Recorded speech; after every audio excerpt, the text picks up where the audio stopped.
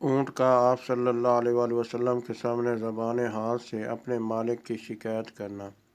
حضرت یعلا بن مرہ ثقفی رضی اللہ تعالیٰ عنہ فرماتے ہیں کہ ہم نبی کریم صلی اللہ علیہ وآلہ وسلم کے ساتھ سفر میں تھے۔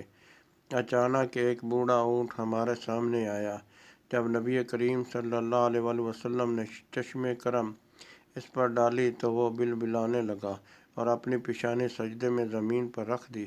نبی کریم صلی اللہ علیہ وآلہ وسلم نے اس کے مالک کو بلایا اور فرمایا، یہ اونٹ کام کی زیادتی اور چارے کی کمی کی شکایت کرتا ہے، لہذا تم اس کے ساتھ اچھا برتاؤ کرو۔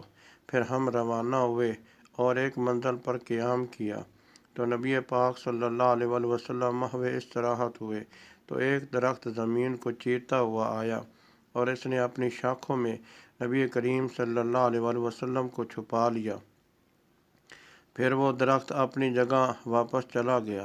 جب نبی کریم صلی اللہ علیہ وآلہ وسلم بیدار ہوئے تو میں نے درخت کے آنے جانے کا نبی کریم صلی اللہ علیہ وآلہ وسلم سے ذکر کیا تو آپ صلی اللہ علیہ وآلہ وسلم نے فرمایا، یہ وہ درخت تھا جس نے اپنے رب سے میرے حضور آ کر سلام عرض کرنے کی اجازت چاہی تھی، صلی اللہ علیہ وسلم۔